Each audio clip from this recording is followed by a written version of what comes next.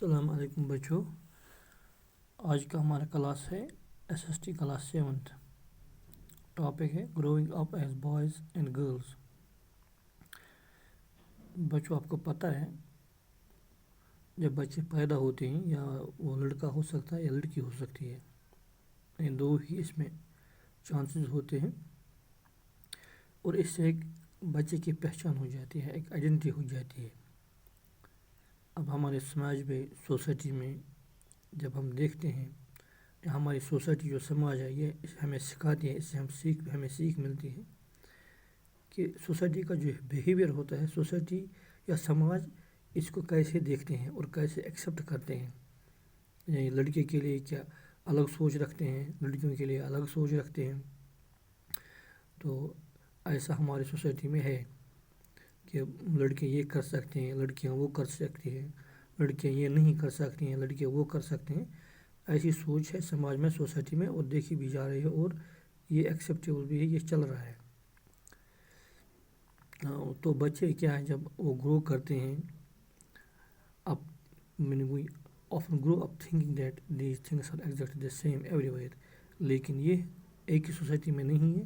اب جس کنٹری میں جائیں گے، جس بھی اسٹیٹ میں جائیں گے، ایسا ہمیں ہر جگہ دیکھنے کو ملتا ہے کہ لڑکیوں کو ایک نظریے سے دیکھتے ہیں اور لڑکوں کو دوسری نظر سے دیکھتے ہیں۔ اور آج کل کی سوسائٹی میں دیکھتے ہیں کہ بچہ پیدا ہونے سے پہلے ہی ماں باپ کوشش کرتے ہیں، ٹیسٹ کرواتے ہیں کہ بچہ ہے لڑکی ہے، یہ بچہ پیدا ہونے والا لڑکا ہے یا لڑکی ہے۔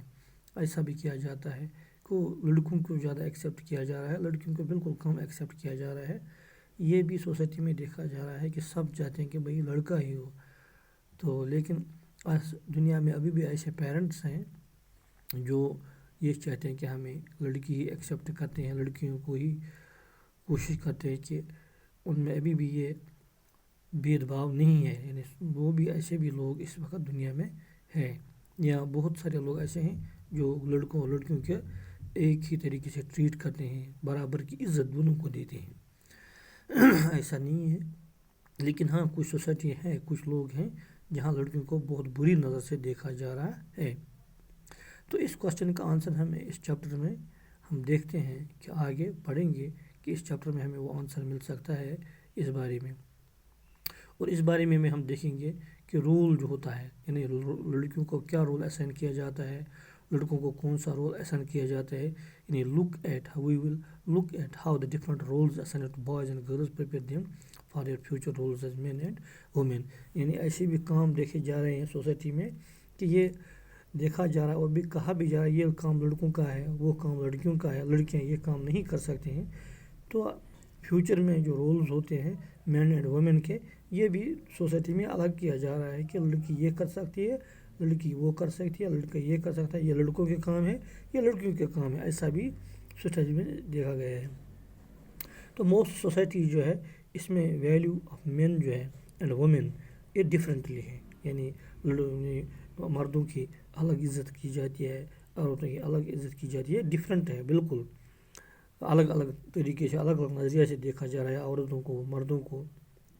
لیکن وومن کا جو رول ہے، play and work they do, women جو رول پلے کرتے ہیں، جو وہ کام کرتے ہیں، یوزولی وہ اس کا کم ویلیو دیا جا رہا ہے، اس کو زیادہ سراہنا نہیں کی جا رہی ہے، بہت اچھے طریقے سے نہیں دیکھا جا رہا ہے کہ اب مردوں کے مقابلے میں، یعنی مردوں کے کاموں کو زیادہ ان کی زیادہ سراہنا کی جاتی ہے، عورتوں کے کاموں کی اتنی سراہنا یا اتنا ویلیو نہیں دیا جا رہا ہے۔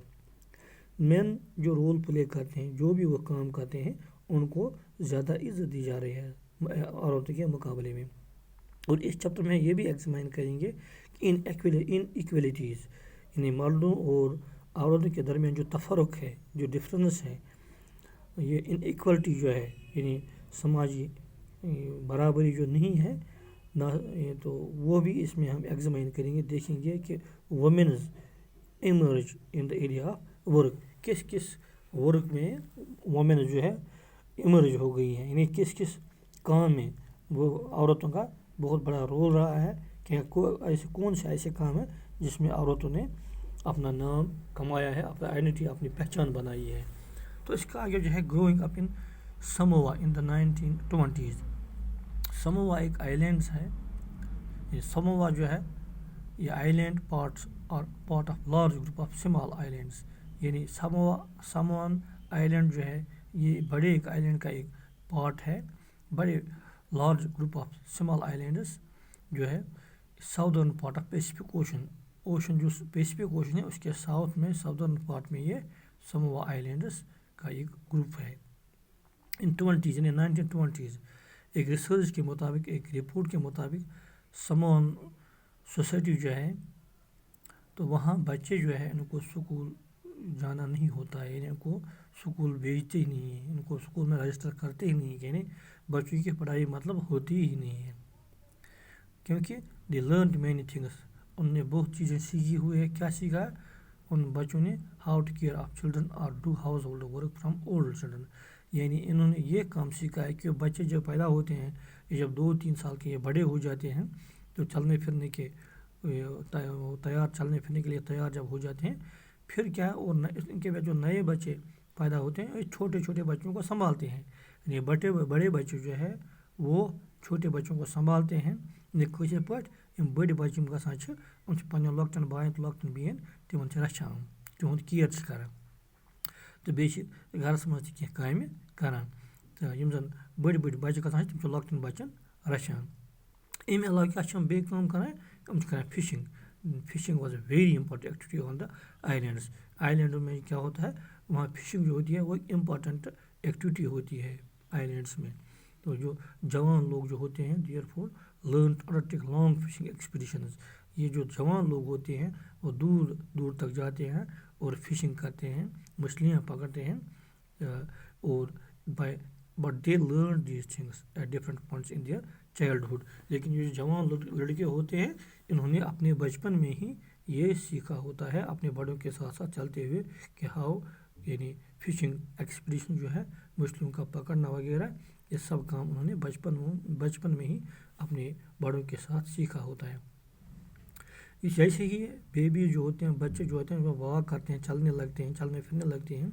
उनकी जो माएँ होती हैं या घर में और बड़े जो लोग होते हैं तो वो उनकी तरफ फिर उनका केयर नहीं करते हैं. जब बच्चे थोड़े बड़े हो जाते हैं उनको केयर नहीं करते हैं, उनको ऐसे ही छोड़ते हैं. क्योंकि ओल्डर चिल्ड्रन जो होते हैं घरों में जो बड़े बच्चे होते हैं often as young as 5 years old, यानी 5 साल के बच्चे जो होते हैं टुक ओवर दियर रेस्पॉन्स. यानी इनके जो बच्चे होते हैं जो वो 5 साल के होते हैं तो वो 5 सालों में ही अपनी जिम्मेदारी संभालते हैं, या बॉय हो या गर्ल हो.